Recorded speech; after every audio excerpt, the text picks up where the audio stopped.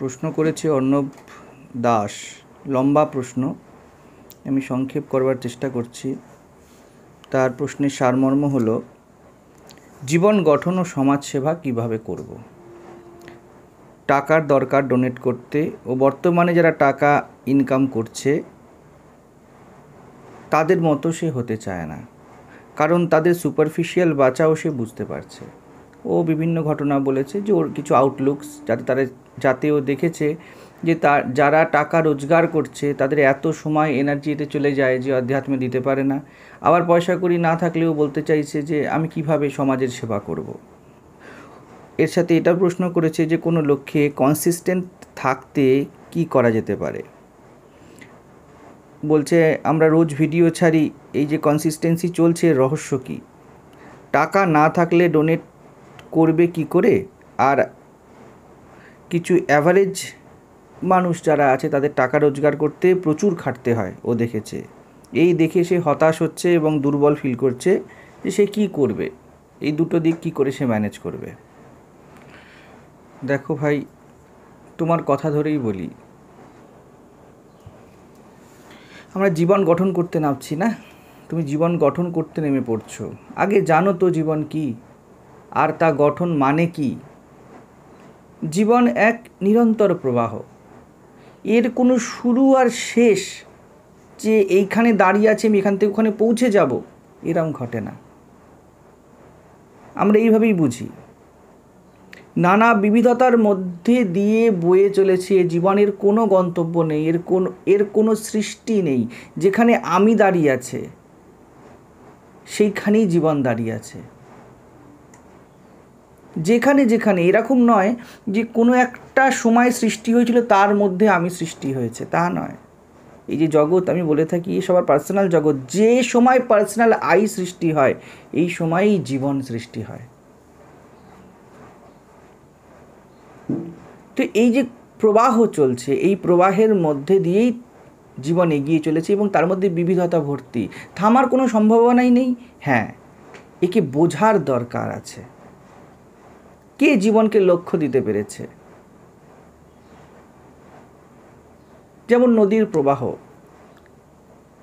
সমুদ্রে গিয়ে নদী এন্ড হয়ে যায়, কিন্তু এন্ড কি হয়? তাহলে এত কনসিস্টেন্ট হতে পারতো না, এই প্রবাহ চলতে পারতো না। জীবন এই রকম। এই যে নদী কোনো একটা হিমবাহ থেকে বেরিয়ে সমুদ্রে পড়ছে, দেখলে মনে হচ্ছে কি নদী তার গন্তব্যকে পেয়ে গেল। আমরা উদাহরণও দিই এইভাবে। নদীর জল গিয়ে একটা জায়গায় গিয়ে শান্ত হয়ে গেল, কিন্তু নিশ্চিত এর মধ্যে কোনো ইন্টারনাল কানেকশান আছে। ওই সমুদ্রের জল কোনো না কোনোভাবে উপরে উঠছে, সেই জল নদীতে পড়ছে। সমুদ্র টু হিমবাহ সৃজনের মধ্যে একটি চক্র ঘুরছে।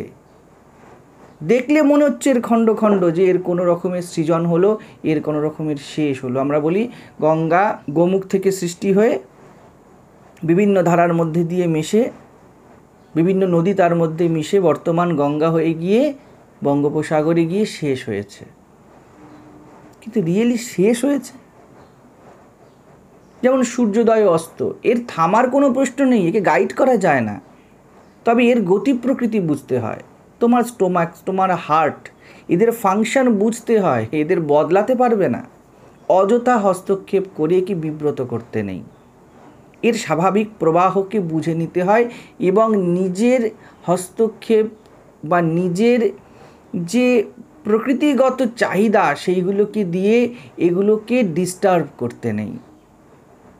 স্টোমাককে অতিরিক্ত তেল মশলা দিলেও ডিস্টার্বড হয়ে যায়, কোলেস্ট্রল বাড়লে হার্ট ডিস্টার্ব হয়ে যায়। এই প্রবাহেই চলছে, এই প্রবাহের মধ্যে এগুলো হলো আমাদের হস্তক্ষেপ। একে নিয়ন্ত্রণ করতে যাওয়া মূর্খামি। শুধু একে বোঝো, বোঝাই নিয়ন্ত্রণ হয়ে যাবে। স্টোমাকের গতি প্রকৃতি বুঝলেই তুমি বুঝতে পেরে যাবে তোমার খাদ্যের গতি প্রকৃতি কী হওয়া উচিত। কিন্তু আমাদের ধারণার ধর্ম তাতে আহত হয়। আমরা ধারণা করতে ভালোবাসি। ওই যে আমাদের স্টোমাকের গতি প্রকৃতি বুঝলেই যে খাওয়াগুলো কন্ট্রোল করতে হবে, তাতে আমাদের প্রকৃতি মানতে চায় না, মন মানে না। এই হলো ধারণার ধর্ম। আমরা জানি অনেক কিছু করতে হয়, তা কিন্তু নয়, শুধু একটু বুঝতে হয়।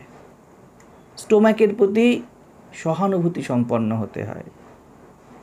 ঘরে 40টা জিনিস রাখা আছে, শুধু লাইটের সুইচটা খুঁজতে হয়, জিনিস নয়। জীবন্ত প্রবাহ, তাকে কিভাবে গঠন করবে তুমি? এ তো গঠিত হয়েই চলেছে, এ অনন্ত গঠনেরই শৃঙ্খলা।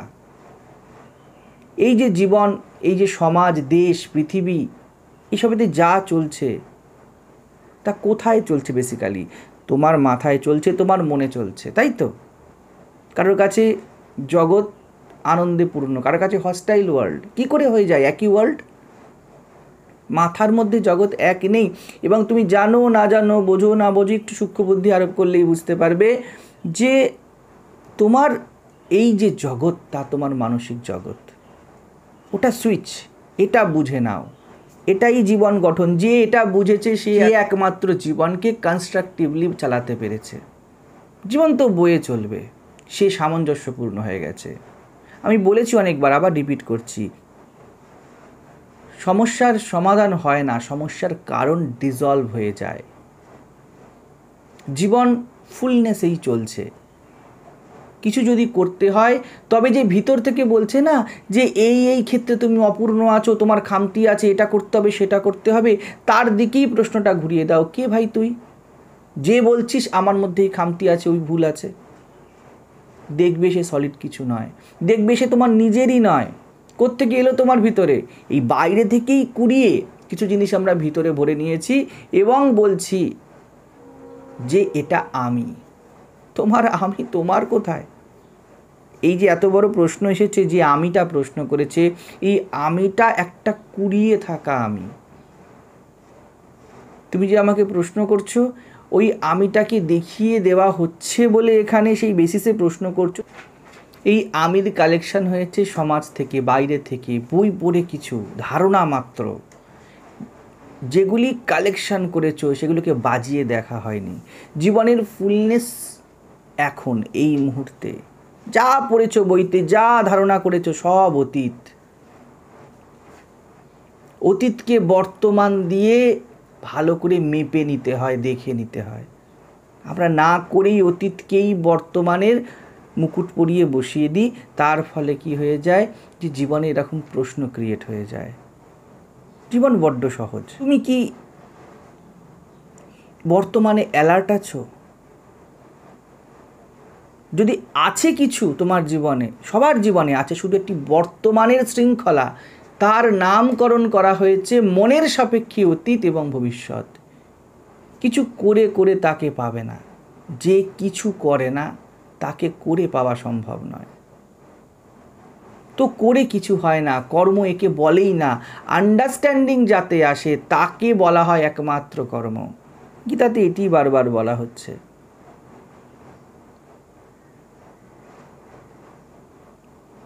আমি কে? তবে তো জীবন গঠন। আমার জীবন তো, আমার সমাজ তো। সমাজ কি এটা ডিফাইন করবে কি? একটা আমি তো। লক্ষ্যের কথা বলছো, কেন লক্ষ্য ভ্রষ্ট হয় জানো? কারণ সব লক্ষ্য তো সীমিত, জীবন সীমিত নয়।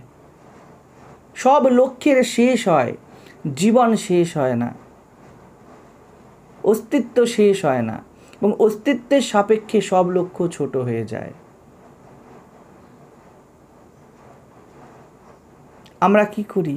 আমরা যা তার থেকে যখন ছোট এম বানাই, অর্থাৎ আমরা বেসিক্যালি কি বলছি? আমরা বলছি আমি বড়, আমি আগে, দেন আমার লক্ষ্য, আমি অ্যাচিভ করব, আমি জিতে যাব, এমন ভাব থাকে আমাদের। 1 কিলোমিটার ছুটে গেলে আমি ওই লক্ষ্যটা পাবো, অর্থাৎ আমি অ্যাচিভার হব। এমন ছোট লক্ষ্য যখন থাকে, ভিতরে এনার্জি খুলতেই চায় না। ওই যে অনন্ত, ওই যে প্রবাহ, ওই যে শৃঙ্খলা, ওর সামনে ওকে যখন খণ্ড খণ্ড করে ভাঙা হয়, তখন ও নিজেকে প্রকাশ করতে চায় না। গ্লাস তুলতে কে ব্যায়াম করবে? আমাদের অন্তঃসত্ত্বা জানে কিসের জন্য কতটুকুনি দরকার।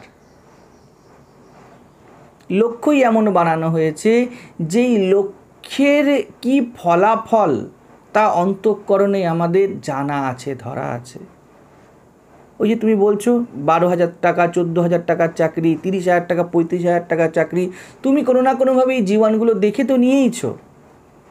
আর খুলতে চাইছে না। যারা ছুটছে তারা এই জীবনের প্রতি কিছু ভ্রান্তি তাকে ঠিক মনে করে ছুটছে। তোমার এনার্জি কেন কমে যাচ্ছে? কারণ তুমি ভ্রান্তিটা দেখে ফেলেছো, কোনো না কোনোভাবে তুমি বুঝতে পেরেছো যে এর মধ্যে নেই। এইবারে মন আর সেদিকে যেতে চাইবে না। এই যে হতাশা, এই যে দুর্বলতার কথা বলছো, যদি তুমি সত্যি সত্যি সেন্সিটিভ হও, এই হতাশা থাকবে না।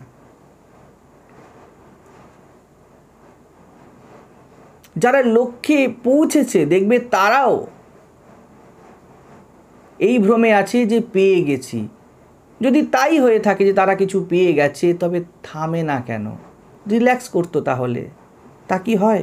কাউকে কি দেখেছো লক্ষ্যে পৌঁছে সে রিল্যাক্স করছে এই জগতে কোথাও? দুদিনের রিল্যাক্স, তারপরে আবার ছুট, আরেকটা দেন আরেকটা।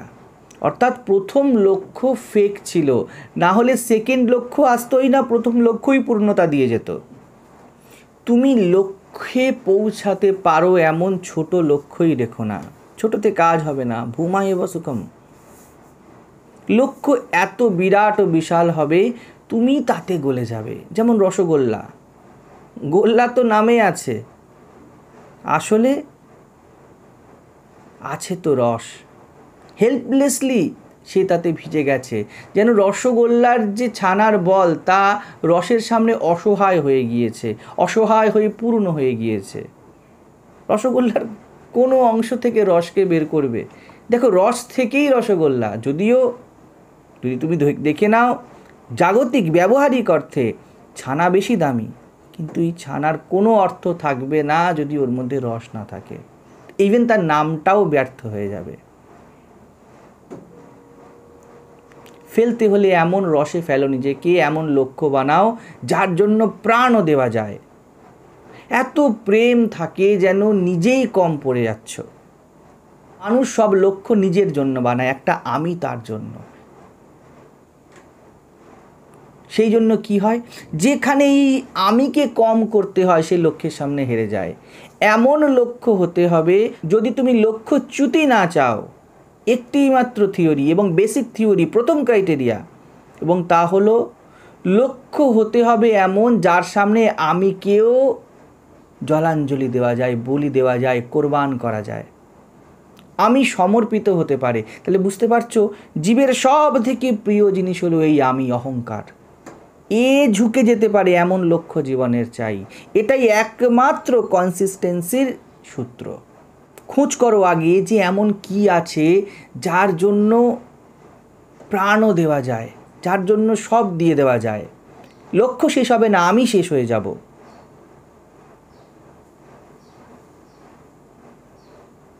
চট করে এর ওর শুনে নিয়ে জীবনের লক্ষ্য বানিয়ে ফেলি আমরা। এরম লক্ষ্য বানিও না। তুমি যেই বিবরণ দিয়েছো, যেই সব ঘটনার মধ্যে দিয়ে গিয়েছো, সব কোথাও না কোথাও যারা এগুলো করেছে, কোথাও না কোথাও অতীতকে কুড়িয়ে এনেছে, তারা বর্তমান থেকে লক্ষ্য বানায়নি। বর্তমানে এই সময়তে যে অভাব আছে, এই সময়ের গভীরতম অভাব থেকে তাদের লক্ষ্য বেরোয়নি। তাদের লক্ষ্য কোনো অতীত থেকে এসেছে, ও তা বর্তমানের মুকুট পরে বসে আছে, আবরণ পরে বসে আছে। তা বর্তমান নয়, তা মৃত লক্ষ্য। জীবন্ত মানুষ যদি মৃত লক্ষ্য বাঁচে, তাহলে তার মধ্যে কখনো শক্তি আর আনন্দ থাকতে পারে? জগৎ এই জন্য নিরানন্দ এবং দুর্বল হয়ে আছে। তারা নিজেকে দেখেনি যে কি চাই। তারা শুধুমাত্র এইটা দেখেছে যে কীভাবে সবাই এই চাইকে মেটাতে চেয়েছি, আমি শুরু করে দিই। কিন্তু রিয়েলি কি চাই তা দেখা হয়নি, ফার্স্ট হ্যান্ড নিজের সাথে বসা হয়নি।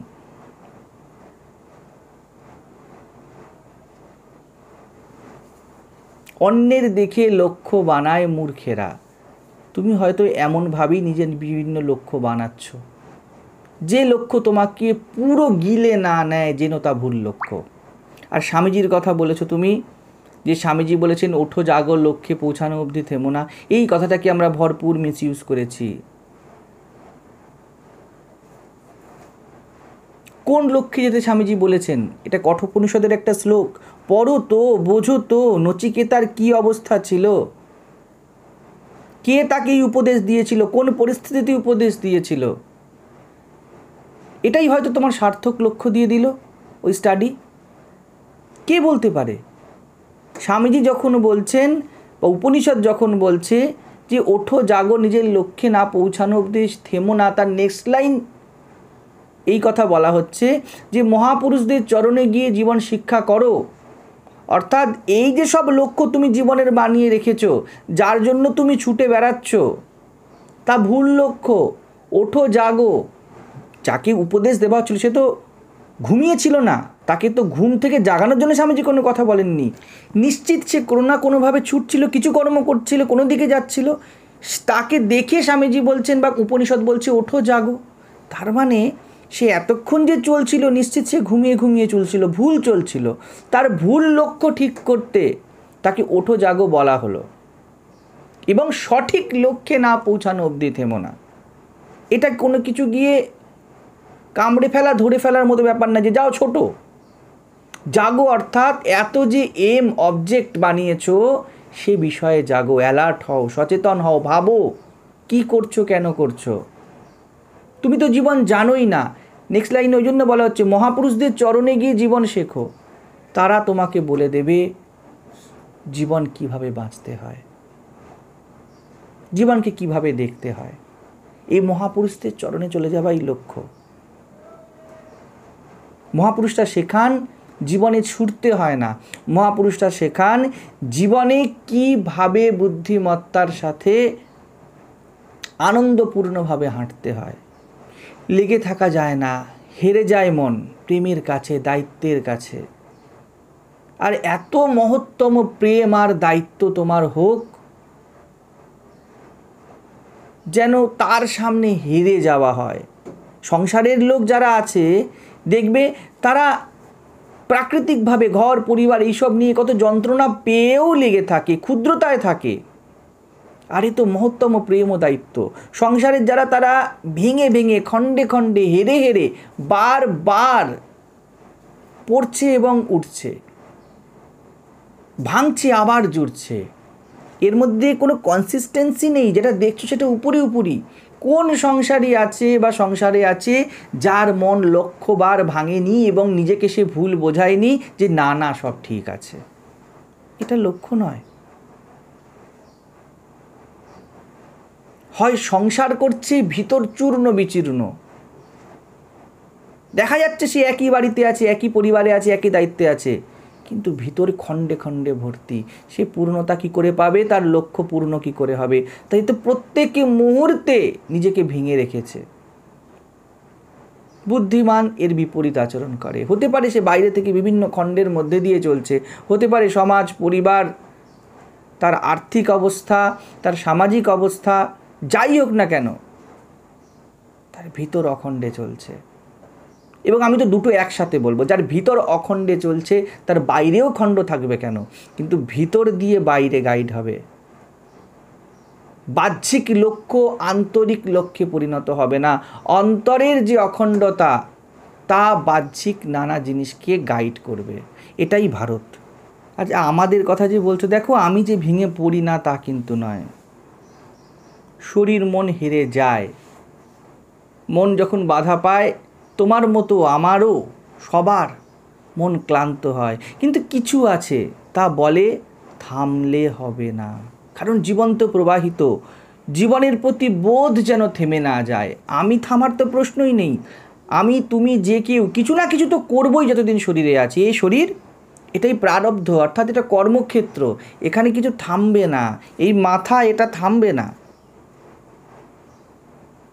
কিন্তু কিছু থাকে এর অতিরিক্ত, যে তোমাকে বলে দেয় যে এই জীবনের প্রবাহে নিজের কানেক্টিভিটির থেকে ছিন্ন হয়ে যেও না। আমি সারাদিন খাটি, কিন্তু সে খাটনির টাকার জন্য নয়। এটাই সূত্র। কর্ম এমন হবে যার উৎসই হলো প্রেম। কর্মকে কর্মার্থে করতে হবে। কর্মকে কর্মের জন্য করা, প্রিয়তার সাথে করাই ধর্ম। আর আলাদা কোনো ধর্ম বা কর্ম নেই। আর তার ফলে পেট চলে যাবে, কিন্তু পেট লক্ষ্য হলে না কর্ম হবে না ধর্ম হবে। প্রকৃতিতে কর্ম হয়, কিন্তু প্রকৃতির জন্যই কর্ম করে। আমরা পেট হয়ে বাঁচি এবং পেটের জন্যই করি, একটা চক্র মাত্র চলছে। প্রকৃতি আত্মার্থে আত্মার জন্য কর্ম করবে, দেহ মন আত্মার গোলামি করবে, জগতের নয়। যদি জগতের গোলামি করে তোমার পেট চলে যায়, যে জগদাতীত তার গোলামিতে তোমার পেট চলবে না। এটাই প্রকৃতিতে থাকতে থাকতেই তার পূর্ণতা, দেহে থাকতে থাকতেই দেহাতীত হওয়া। এবারে আর মন হাঁপাবে না।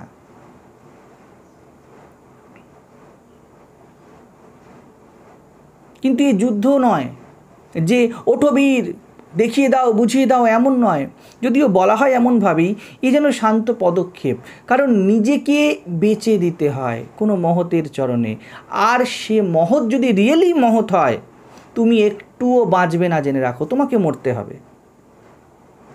ভেবে নাও তেমন মরে গিয়েই হয়তো জীবন পাওয়া হয়েছে।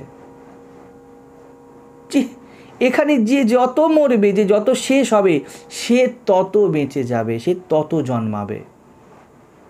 মা শারদা ওই জন্য স্বামীজিকে বলেছিলেন যে বাবা, তোমার টিকি তো তার হাতে বাঁধা। যত তার হাতে কারোর টিকি থাকে, তাকে সে তত মেরে ফেলে, এবং যত মরে, যত একটা কোনো নরেন মরে, তত বেশি একটা বিবেকানন্দ জন্মায়। যত একটা শারদা মরতে থাকে, তত একটা জগন্মাতা জন্মাতে থাকে। ওই তোমার জীবন গঠনের মতোই এটা ব্যাপার। কিন্তু আমরা উল্টোভাবে জীবনকে দেখি।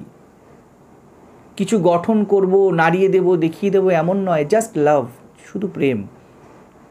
সেই জন্য করি, লিখি, ভাবি, বলি, যতটা ক্ষমতা। এখানে চলতে থাকাই জিত। ম্যাক্সিমাম এর সমস্যা, তারা জিততে চায়। সেই জেতার ইচ্ছাই তাদের চলার ক্ষমতা কেড়ে নেয়। জেতার আশা ছেড়ে দাও। কেউ জেতেনি। রামকৃষ্ণ, বিবেকানন্দ, বুদ্ধ, কৃষ্ণ, এরা কি জিতে গিয়েছে নাকি? তবে সমাজ এরকম হতো? জেতা সমাজের এই হাল হয়? ওরা জীবন বেঁচেছে, ব্যাস। আমিও মনে হচ্ছে যেন লড়ছি, কিন্তু আমি জীবন বাঁচছি শুধুমাত্র। কনসিস্টেন্সির রহস্যই এই। Choose only the consistent one. যে কনসিস্টেন্ট, যে নিরবচ্ছিন্ন, তাকে জীবনে বেছে নাও। Make it your aim. Inconsistent aim বানাই আমরা, তাই ইয়ে দিল নেহি মানতা, আমাদের মন মানতে চায় না। কারণ মন ভিতরে ভিতরে জানে যে ঘুরে ফিরে তো থোর বড়ি খাড়া, খাড়া বড়ি থোর। ওইখান থেকে তোমার দুর্বলতা কিছুটা আসছে। মন লাগতে চায় না। মন যদি লাগতে হয়, তাহলে তেমন উৎকৃষ্ট কিছু দাও যা পুরনো হয় না, যা ঘষে যায় না, যা বোরিং হয়ে যায় না। যে 30-35 কেন, যে 3 লাখ রোজগার করছে, সে ঘষে গিয়েছে। এমন কারোর কাছে ঘষে গিয়েছে যা উপযুক্ত ছিল না, যথার্থ ছিল না। ওই জন্য ভিতরে হতাশা জন্মায়, কাজ বোরিং হয়ে যায়। এভার ফ্রেশ কাজ কোথায় থাকে? কর্ম, আমরাই তো এই অতীতের সমাহার। কর্ম যখন আমাদেরকে, অর্থাৎ অতীতকে নাশ করে নেয়, তখন একমাত্র সম্ভব লক্ষ্যে কনসিস্টেন্ট হয়ে দাঁড়িয়ে থাকা। দেখো, টাকা রোজগার হয়ে যায়। আমার তো 1 টাকাও রেগুলার ইনকাম নেই। বলবে না মহারাজ, আপনি তো সন্ন্যাসী। অনেকে বলে আপনি তো প্রণামী পান। কেউ কেউ বলে বিজনেস করছেন, কেউ কেউ বলছে ইউটিউবের মধ্যে অনেক পয়সা আসছে। তবে যদি তাই মনে হয়, কারণ মনে হয়, তোমাদের মনে হয় যে এই পথ খুব সহজ, ওয়েলকাম, চলে আসুন। এতই যদি সহজ, আপনারা কঠিনের পথে পড়ে আছেন কেন? জীবনকে তো সহজ বানাতে হবে। আপনারা তো এত কেউ নির্বোধ নন যে প্রত্যেকেই ঘরে সুবিধার জন্য ফ্যান থেকে এসি লাগিয়ে ফেলছেন, অথচ কঠিন পথ বেছে রেখে দিয়েছেন যে না, আমরা কঠিন পথে চলবো, সাধু সন্ন্যাসীর মতো সহজ পথে চলবো না। এরা তো এসিতে বসে, ভালো ভালো খায়, হ্যাঁ, এদেরকে লোকে প্রণামী দিয়ে দেয়, এরা বিনা খেটেই টাকা পেয়ে যায়। কে না এমন জীবন চায়? সরকারি চাকরি সবাই এই জন্যই চায় যাতে না খেটে কাজ করতে হয়, যাতে না খেটে একটা কনসিস্টেন্ট লাইফ পাওয়া যায়। তো যদি মনেই হয় যে খুব সহজে এখানে এত কিছু ঘটে যাচ্ছে, ওয়েলকাম, চলে আসুন। যদি বলো ইউটিউব এর রোজগার, তোমরা জানোই না যে কত খরচ হয় এবং কত টাকা রোজগার হয়। একটু খোঁজ নিয়ে দেখো, বুঝতে পেরে যাবে। ছাড়ো, ইউটিউব চ্যানেল তো 1.5 বছর হয়েছে। তার আগে পেট তো চলে যায় এবং ঠিক মতো চলে যায়। হ্যাঁ, আমাদের বাসনার খিদে না কখনো মিটেছে, না কারো মিটেছে। এবার রইল সমাজের কন্ট্রিবিউশন। তুমি হাইয়েস্ট কী দিতে পারো? তোমার জীবন দিয়ে দিতে পারো। আমি জীবন দেওয়ার কথা বলছি, টাকা দেওয়ার কথা নয়। তুমি তোমার সময় দিতে পারো, তুমি তোমার যাবতীয় এনার্জি দিতে পারো। তোমার জীবন বলতে কি, তোমার কাছে সময় আর এনার্জি এই দুটোই তো আছে। আমি পুরো জীবনটাই দেওয়ার কথা বলছি। তুমি কি টাকার কথা বলছো, কি সমাজ সেবার কথা বলছো? টাকা দিয়েই কি শুধুমাত্র সহায়তা হয়? তবে তো এত যে হাজার হাজার কোটি টাকার চ্যারিটি চলছে, এতেও এত সামাজিক ডিসক্রিমিনেশন কেন চলছে? সমাজ একজন সঠিক পথ নির্দেশক চায়, একজন প্রেমী চায়। যদি টাকা দিয়েই কাজ হতো তাহলে তো বুদ্ধ, বিবেকানন্দ এরা উপনিষদ পড়ে এরা জীবনকে বুঝে বলতো, ভাই এবার তো বোঝা হয়ে গেছে, এবার টাকা রোজগার করব। কারণ সমাজের উন্নতি করতে হবে, রাজা হব, রিসোর্স কালেক্ট করব, এইরকম তারা ভাবতে শুরু করতো। তারা তো তা করেনি। ধরে নিচ্ছি স্বামীজি, ঠাকুর এরা সবাই, আমি গ্রস অর্থে বলছি, ব্রহ্মজ্ঞানী, বুঝে গেছে জীবন কি, জগতের প্রতি প্রেম। তাহলে তাদের এই বোধটা আসা উচিত ছিল, তাহলে এবার টাকা রোজগার করি, না তো আমি জগতের কল্যাণ করতে পারবো না। সোনার লঙ্কা ছিল রাবণের, দুর্যোধনের পুরো হস্তিনাপুর এবং ভারতের প্রায় বেশিরভাগ অংশের সাম্রাজ্য, মহিষাসুর স্বর্গ অবধি আধিপত্য বিস্তার করেছিল। কি কাজে লেগেছে? এই সমাজে বড় ভালোবাসার অভাব, কাছে টানার লোকের অভাব। কোন কালে টাকা তোমাকে প্রেম দিয়ে যাবে? আমি তোমাকে রোজগার করতে নিষেধ করছি না, কিন্তু যদি ভিতরে এই দুর্যোধন আর অসুররা না মরে, তবে কিভাবে হেল্প করবে? অন্যদিকে দেখো, ভারত তো কপর্দক শূন্য কবির, রামপ্রসাদ, রামকৃষ্ণ, সুরদাস এদেরকে নিয়েই, বুদ্ধ এদেরকে নিয়েই, এদের পিছনেই হেঁটেছে। তুমি যে আমার সাথে কথাও বলছো, আর আমি যত কথা বলছি আমি তো এদের ভিত্তিতে কথাটা বলছি। হ্যাঁ, সহায়ক হিসাবে অনেক কিছু লেগেছে, এই মোবাইল, এই ক্যামেরা, এই ঘর বানাতে টাকা লেগেছে, কিন্তু চালাচ্ছে কে? তোমার আমার যোগসূত্র কি? তার আর ইলেকট্রিসিটি এক নয়, তার মাধ্যম মাত্র হয়। অবশ্যই প্রয়োজন এই দুয়ের যোগসূত্র করতে হবে। সেই জন্য বলছি আমি রোজগার করবে না এটা নয়, প্রকৃতি তোমাকে এমন মেকানিজম দিয়েছে তুমি সেভাবেই চলবে। কিন্তু এমনও তো হতে পারে তারের মধ্যে দিয়ে ইলেকট্রিসিটির যেমন একটা সম্পৃক্ততা থাকে, যোগ থাকে, তেমন রোজগার করে সেবা নয়, সেবা করেই হয়তো তোমার পেট চলে গেল। আমি পেট চলে যাবার কথা বলেছি, বাসনার খিদে মেটার কথা বলিনি। আসলে আমরা পেট চলা এবং বাসনা পূরণকে সমার্থকভাবে অনেক সময় নিয়ে ফেলি। আমি তোমার কথা বলছি না, অনেকের ক্ষেত্রে। সেই জন্য মনে করি যে সেবা করলে কি হবে? সেবা করলে হার্ডলি এতটুকুনি পাবো। এটা আমরা মুখে বলি না, আমরা বলে দিই যে টাকা কোথা থেকে আসবে মহারাজ, ডোনেশন কোত্থেকে করবো মহারাজ। আসল উদ্দেশ্য তা থাকে না। রোজগার করে কেউ ডোনেশন দেওয়ার জন্য নয়। কজন আছে বলরাম বসুর মতো সাধু সেবার জন্য শুধুমাত্র টাকা রাখতো?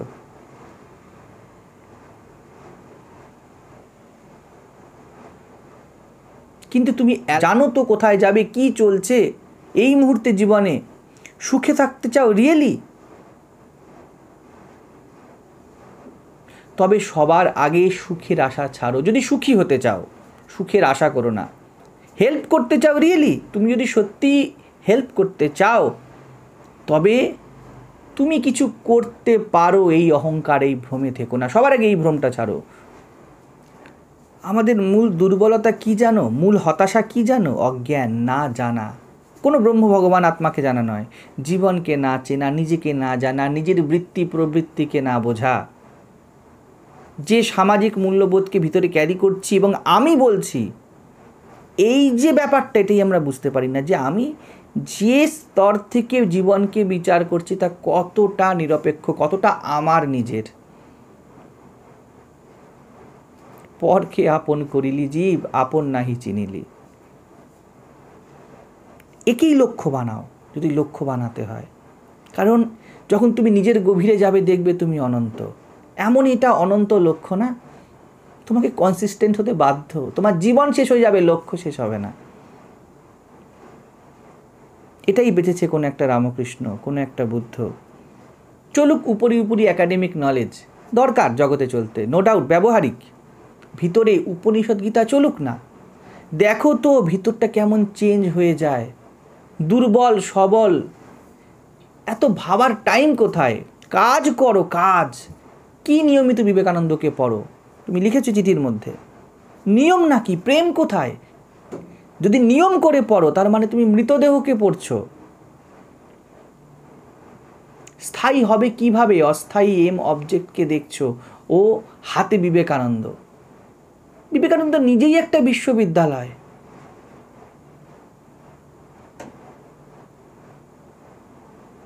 যেই বিশ্ববিদ্যালয়ে ঢুকেছে সে শেষ হয়, পড়া জানা ফুরায় না। কখনো ফলো করে জেনে রেখো বিবেকানন্দ তৈরি হয় না, কারণ বিবেকানন্দ নিজেই ফলো করে তৈরি হয়নি। আমরা বিবেকানন্দকে ফলো করতে চাই। বিবেক ও ফলোয়িং একসাথে হাঁটেই না। যেখানেই বিবেক এসেছে সেখানে ফলোয়িংকে ভাঙা হয়েছে। হ্যাঁ, ওকে বলে শ্রদ্ধা, যেখান থেকে বিবেক শুরু হয়, অত অবধি ফলোয়িং। কিন্তু যেদিন থেকে বিবেক শুরু হলো সেদিনকে তুমি আর বিবেকানন্দের ফলোয়ার্স থাকো না, তাকে আওড়িও না, তাকে বাঁচো। নৈর্ব্যক্তিক বিবেকানন্দকে বাঁচো। ফলোয়ার হয় সবসময় সাকার মূর্তির, নৈর্ব্যক্তিকের কোনো ফলোয়ার নেই। নিরাকার ব্রহ্মের কোনো ফলোয়িংস হয় না। ভুল লক্ষ্যে যতই জীবনকে খাটাবে ততই হাঁপাবে। আর উল্টোও ধরে নাও, যত হাঁপাচ্ছ, যদি হাঁপাচ্ছ তার মানে জেনে রাখো ভুল লক্ষ্যে আছো। শক্তি যখন নিজের নয়, গাড়ি যখন ধাক্কা দিয়ে দিয়ে চলছে তখন বারবার থামবে। যদি ইঞ্জিন সঠিক হয় তবে কিসের ধাক্কা? বিবেকানন্দকে বসিয়ে নাও ভিতরে। অহংয়ের ইঞ্জিন, এই খারাপ ইঞ্জিনকে হাঁটাও, তাহলে আর ধাক্কা দিতে হবে না। কোনো বল বাইরে থেকে আসে না, আত্মাই বল, অর্থাৎ আমির শুদ্ধিকরণই একমাত্র শক্তি। নিজেকে শক্ত সমর্থ করতে হলে নিজের আমিকে স্পষ্টত বুঝতে হবে। আত্মা মানে ভিতরে কিছু বসে নেই। তার থেকে এই কথা আসে যে আত্মা তো অ্যাবস্ট্রাক্ট একটা বিষয়, কাজে কি করব। আত্মা অর্থাৎ আমি কি ও কেন। যত নিজের ভিতরের খবর নেবে তত তুমি শক্তিশালী হবে, তাই নয় কি? নর্মাল ক্ষেত্রে দেখো না, তুমি যখন কোনো বিষয়ে তোমার দুর্বলতা বা শক্তি জানো, যে আমি কতটা পারবো কতটা পারবো না, এই যে স্পষ্টতা, ক্ল্যারিটি, এইটা তোমাকে একটা অন্য স্তরীয় শক্তি দিয়ে যায় না। তুমি বলো না, আমি জানি এর মধ্যে কি আছে কি না আছে। তুমি একটা কোনো সেক্টে কাজ করেছো, কোনো একটা ফিল্ডে কাজ করেছো, তার মধ্যে হয়তো করাপশান আছে, তার মধ্যে কিছু ভালো দিক আছে, অভিজ্ঞতা আছে তোমার, তুমি তার সেখান থেকে বেরিয়ে এসেছো কোনো কারণে। কেউ যদি তোমাকে জিজ্ঞেস করো ওই বিষয়তে, তুমি কনফিডেন্ট পাও না একটা ভিতর থেকে, এইটা আত্মবল। কারণ ওই করাপশান বা মিথ্যা এবং ওর যে প্রফিট, ওটা তোমার জীবনে তুমি ঢেলেছো, তুমি তোমার আমিকে ওইভাবে চিনেছো। ধরো তুমি কোনো কাজ করতে গিয়ে বাধা পেয়েছো, তাহলে এবং ওই বাধা পেয়ে তার সাথে লড়েছো, তখন কি তুমি নিজের ফিজিক্যাল স্ট্রেংথ, মেন্টাল অ্যাকসেপ্টেন্স এসব দেখেছো, এইসব বিষয়ে তোমার একটা ধারণা হয়েছে, তখন তুমি তোমার ফিজিক্যাল স্ট্রেংথ, মেন্টাল অ্যাকসেপ্টেন্স এই সবকে দেখেছো, ওই বিষয়ে একটা পূর্ণাঙ্গ ধারণা আছে। এই যে পূর্ণাঙ্গ ধারণা, এটা কিন্তু উদাহরণ মাথায় রাখবে, এই যে পূর্ণাঙ্গ ধারণা, এটা না টাকার বল, না পরিস্থিতি বা ওই কাজটি খুব উঁচু, ওই পরিস্থিতি বা ওই কাজটায় অনেক রকমের ক্ষমতা পাওয়া যায়, অনেক লোক পাওয়া যায়, অনেক টাকা পাওয়া যায়, এরকম কিছু, এ আলাদা স্তরীয় কিছু। ঠিক তেমনই ওই কাজের যেমন তোমার এফিসিয়েন্সি বাড়লো, লোকে তোমাকে কি বলবে, ও ওই বিষয়ে এক্সপার্ট, এক্সপিরিয়েন্সড। ঠিক তেমন যত তুমি নিজের অর্থাৎ পার্সোনাল ডেটা থেকে মুক্ত হয়ে দেহ মনের যে বৃত্তির যে মেকানিজম তাকে জানবে, ততই জীবনের প্রবাহে কি করতে হবে কি করতে হবে না সে বিষয়ে তুমি দক্ষ হবে। এই দক্ষতাই আত্মবল, এটাই আত্মার প্র্যাকটিক্যাল অ্যাপ্লিকেশন। চাকরি স্থূল, টাকা পয়সা যা পাচ্ছিলে সেটাও স্থূল, যেই সব লোকের সাথে মিশছিলে, কথা বলছিলে, সেগুলোও কিন্তু স্থূল। এবং এর ভিতরে, এর পিছনে তুমি যদি এগুলির প্রতি বায়াসড না হয়ে গিয়ে শান্তভাবে নিজেকে অবজার্ভ করেছো, তাহলে তুমি একটি আলাদা বোধ পাও। এই বোধকে আত্মজ্ঞান বলা হয়। সাধারণ মানুষ কি হয়ে যায়, এই বোধ সে পায় না। কারণ কি, সে ঝুঁকে পড়ে টাকার প্রতি, সুবিধার প্রতি, কোম্পানির প্রতি, তার কাজের থেকে সে যে পার্সোনাল লাভগুলো পাচ্ছে সেগুলোর প্রতি। তখন সে আত্মবল পায় না, সে বাহ্যিক শক্তি পায়। তুমি যতই নিজের কোরকে জানবে, বুঝবে, অর্থাৎ তুমি যতই জগৎকে এবং নিজের ভিতরের জগৎকে পরিষ্কারভাবে বুঝবে, হারের ভয় ভবিষ্যৎ থেকে তত মুক্ত হতে থাকবে। এটাই এই মুহূর্তের বল। তুমি কাল কি হবে ভেবে আজকে বাঁচছো না। যা স্বভাব অনুকূল যখন তুমি তা করছো, ওই করাটাই যথার্থ জীবন এবং চরিত্র গঠন। যখন তুমি সামাজিক প্রজেকশন, শারীরিক মানসিক বৃত্তি যা বলছে তার আগে দাঁড়িয়ে স্বভাব ভার্সেস এই বৃত্তি, সমাজ যা স্টেটমেন্ট দিয়েছে মিলিয়ে নিচ্ছ, এবার তোমার ভুল হবে না চট করে। আর সমাজ তো সেই সব মানুষদেরকে নিয়ে গঠিত যাদের ভিতরটায় এই সমাজের এই প্রকৃতির নির্মাণ। যে ফলো করছে, যাকে ফলো করছে, দুজনেই নিজের ভিতরে সেম মিথ্যা ক্যারি করছে। এই জন্যই বলছি, জীবন দ্রষ্টাদের কাছে গিয়ে জীবন শিখতে উপনিষদ স্বামীজি তাই বলছেন। যার নিজের অভাব মেটেনি, সে অন্যের মেটাতে পারবে না। ও তোমার কোনো অভাব নেই এটা বোঝার অনলি অভাব আছে, আর কোনো অভাব তোমার নেই, বোধের অভাব আছে। You have a lacking of understanding of your self. ব্যাস, এটা বোঝো ও ফিল আপ করো। যে ওর কথায় চলে না, সচেতন, ধ্যানী, বোধবান, তাই আত্মা, তাই রিয়েল বল। তোমার যদি নির্বল বলে নিজেকে মনে হয়, 100% শিওর তুমি প্রকৃতিতে আছো, মিসআন্ডারস্ট্যান্ডিংয়ে আছো। ওর শুনে আর ওর কথায় না চলে যত তুমি বুঝবে, তত তোমার মধ্যে বোধ আসবে। এই বোধ কখনো তোমার থেকে সরানো যায় না। এবং তুমি যদি বলো চরিত্র গঠন, আমি বলবো এই বোধই একমাত্র চরিত্র। এবং যার এই চরিত্র গঠন হয়েছে, ওই স্ট্যান্ড পয়েন্ট থেকেই একমাত্র সমাজকে কিছু দেওয়া যেতে পারে। অবোধ সমাজকে কি দেবে? নির্বল সমাজকে কি দেবে? এটাই জীবন গঠন, এটাই সমাজ সেবা। অনুকরণ ছাড়ো। আমরা অতীতের পিণ্ড মাত্র, বর্তমানে যা হয়ে আছি। অতীত মৃত। দাঁড়াও, ভাবো, কি বলছো, কি বিলিভ করছো, কোথায় পেলে এসব, কে বলছে? ব্যাস, তুমি এই সময় বদলাচ্ছ। তবেই একমাত্র একজন বদলে যাওয়া মানুষ অন্যকে বা সমাজে কোনো বদল আনতে পারে। একজন রিয়েল কিছু নিজের এমন জমানো যা তার থেকে হারানো যায় না, তাকেই একমাত্র ধন বা সম্পত্তি বলা হয়। এমন একজন মানুষই জগৎকে কোনো সহায়তা দিতে পারে। তখনই একমাত্র অঘটন ঘটে যায়, কোনো নরেন, কোনো বিবেকানন্দ হয়ে যায়। এছাড়া আর কোনো উপায় নেই, একদম কোনো উপায় নেই। এছাড়া তুমি যত স্থূলভাবে যত উপায় করতে চাইবে, 100% ডেফিনেট তুমি জেনে নাও, তোমাকে হারতে হবে, লক্ষ্যভ্রষ্ট হতে হবে। অনেক কিছু করেও ভিতরের খচখচানি মিটবে না। সেই জন্য বোধে বাঁচো, একেই কর্তব্য বানাও, একেই জীবন বানাও। আর এর সঙ্গে যে পেটের ভাত যেইটুকুনি চাইছো, আমি 100 কি 200% অ্যাসিওর করছি তোমাকে হয়ে যাবে। না কারোর আটকেছে, না কারোর আটকাবে। আজ পর্যন্ত কোনো মহাপুরুষ না খেয়ে মরেনি। অবশ্য আমি এর সাথে এটাও বলবো, ইমপ্র্যাকটিক্যাল নয় মোটেই। কিছু তো করতে হবে, কিন্তু এই কিছুকে যে ভিতরের অনন্ত, তো তার সাথে জুড়ে দাও। অনন্তের স্ট্যান্ড পয়েন্টে দাঁড়িয়ে আমাকে কিছু করতে হবে। আর দেখবে অনন্তের স্ট্যান্ড পয়েন্টে গেলে তুমিই থাকো না, কিছু তো ঘটেই যায়, কিছু তো চলেই যায়। জীবন ইজি হয়ে যায়, জীবনের প্রবাহে বাঁচা, জীবনকে বুঝে যাওয়াও ঘটে যায় এবং জীবন বয়েও যায়।